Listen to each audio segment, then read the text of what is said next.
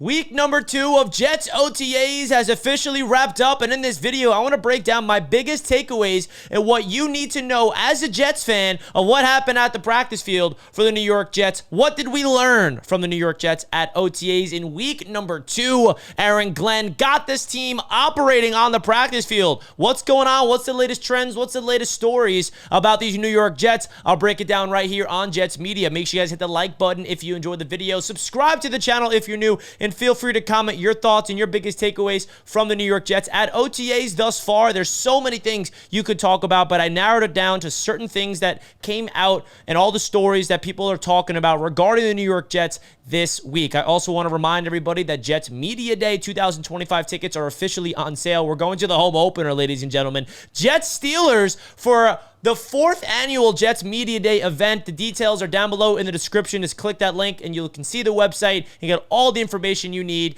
Jets Media Day will be at the home opener. Justin Fields against his former team. I'm fired up about it. Links in the description. Now, my first takeaway I want to talk about is going to be Tanner Engstrand, the New York Jets offensive coordinator. Let's get straight into business with that. We heard from him, and I was really impressed by what Tanner Engstrand had to say, and I think that he really put his style of football out on display in that interview. He had a really interesting quote that kind of highlights the type of coach that he is and exactly the type of guy we can expect being the New York Jets offensive coordinator. Here's what Tanner Engstrand said about the Jets offense. I think we want to play fast, says Engstrand. We want to be physical. We want to be aggressive. We want to be explosive. We want to be detailed. We want that to show up on tape each and every week. When somebody looks at our tape, we want those things to show up, and that's what we're going to shoot for. Now, I really love that. I think that the word aggressive, physical, explosive, detailed, it kind of fits exactly what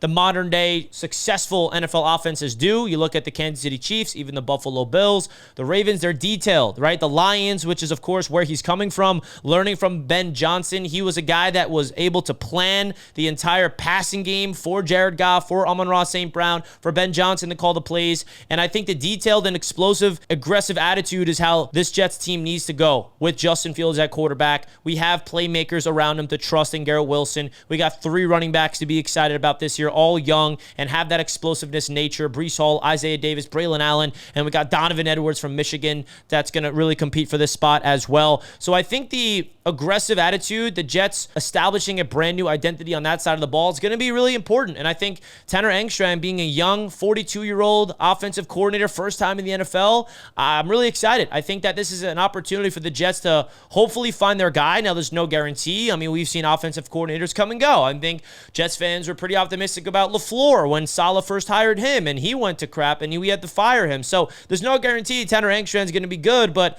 I feel like learning what his style is going to be, it fires me up a little bit because it's different, it's new, and also he is pairing up with Justin Fields, and he's going to have an opportunity to build a system all around his play style, where he was coming from the Detroit Lions and did it for Jared Goff, which is a completely different type of quarterback. I think there's going to be a lot of creativity. I think the Jets are going to look at their roster and see the types of players they have around Justin Fields, and with the idea of the offensive line being solidified the way that it is on paper, this opportunity is there. I really do believe that the Jets have everything they need in terms of talent-wise on this offense. Now, a big question is who's their number 2 receiver. Some people are worried that they're not going to have anybody step up next to Garrett Wilson. I think we're going to see some guys shock us. Arian Smith, the Jets rookie from Georgia, he's been flashing at OTAs. Everybody that's at practice, they see him on the practice field, and he's popping. I mean, he is extremely fast, and the only thing that he needs to fix in the NFL level is catching the football, and that's fundamentals 101. I really trust that that's something he can fix with the proper coaching.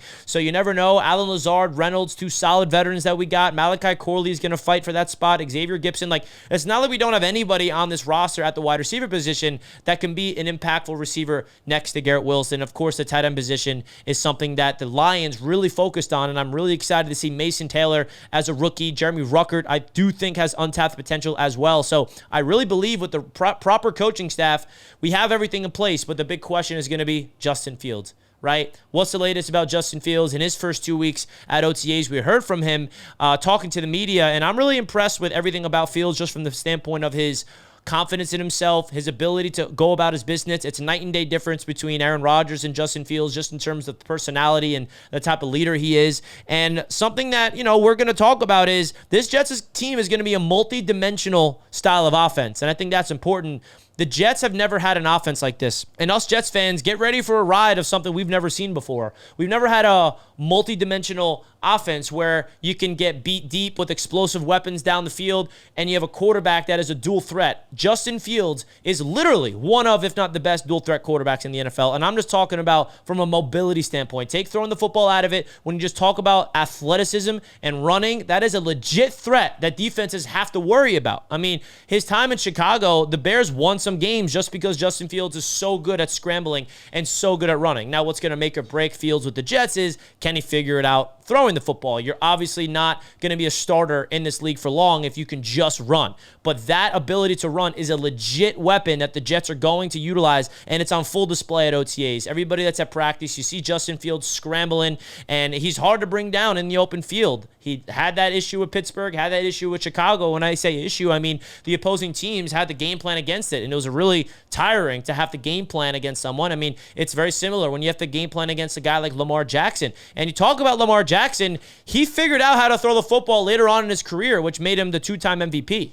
Like, Justin Fields has a very similar talent as Lamar Jackson from athleticism and running. I think Lamar's better, of course, overall as a quarterback, not even a debate there, but I'm just talking about pure running. Pure running, Fields is right below Lamar Jackson, and Lamar Jackson clicked offensively in terms of throwing the ball down the field, being smart with the football, and that's what made him an MVP. If Justin Fields can take that step, then that is where the potential could be unlocked. So far, I'm impressed with Justin Fields. Now let's kick it over to the defensive side of the ball and talk about my biggest takeaways from week number 2. We heard from the defensive coordinator, Steve Wilks of the New York Jets, and something that I took away from that interview the most is that this scheme is being built around the personnel on this football team. You look back in the past of Steve Wilks' previous coaching opportunities and Aaron Glenn's, it's heavy blitz and heavy man coverage.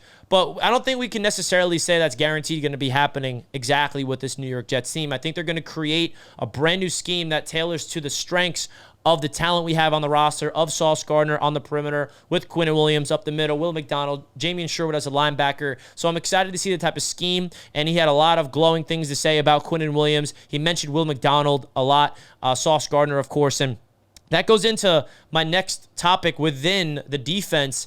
I think if there's one player that I'm really excited to see potentially break out, and you can argue he already broke out, but no, I think there's another level to his game we're going to see this year, and that's Will McDonald. I really do believe, based off of the film from last year, the opportunity he was given with Hassan Reddick not playing last year until halfway through the season and him sucking, and Jermaine Johnson tearing his Achilles in week 2, it gave Will McDonald an opportunity to be the full-time defensive end edge rusher, and he got 10.5 sacks and was a menace. Now he adds 15 pounds of muscle in the offseason. Now he has this new level of confidence in himself. I mean, the spin move is unblockable. It really is. I think we have a 15-plus sack potential with Will McDonald. And I know that's a big number, but I'm genuinely serious when I say that. If you give him the opportunity with this defense, I think he can be our Aiden Hutchinson. He was a first-round pick for a reason. I'm not saying it's guaranteed he's going to break out, but there's a legit potential. If there's one guy on defense that can break out into a star, I think Will McDonald is the guy I'm keeping an eye on for this upcoming season. Really excited about him.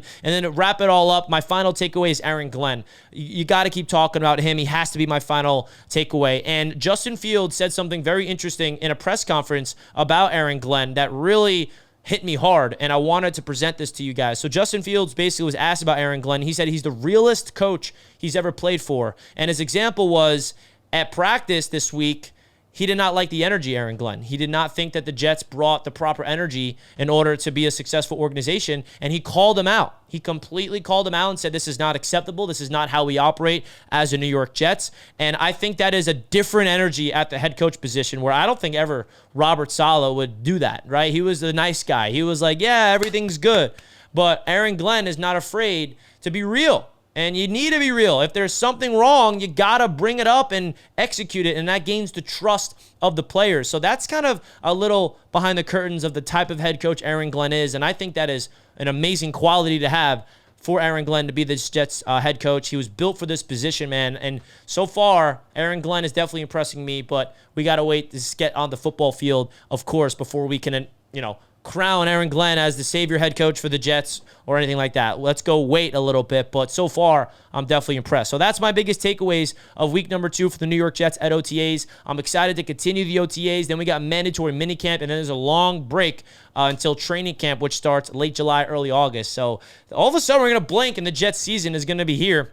So make sure you guys go check out the Jets Media Day 2025 tickets if you want to come to the home opener. The tickets are limited, so make sure you guys get those whenever you can. And shoot me an email, a DM, if you're interested in the event and you have any questions. So that's going to wrap up this video, folks. Really do appreciate you guys. Enjoy the weekend, and let's go Jets as always. Hit that like button if you guys enjoyed, and comment down below a plane emoji if you stayed all the way to the end of the video, because I'd love to see who are the guys that stays all the way to the end. So I love you guys so much. Let's go Jets. Peace out.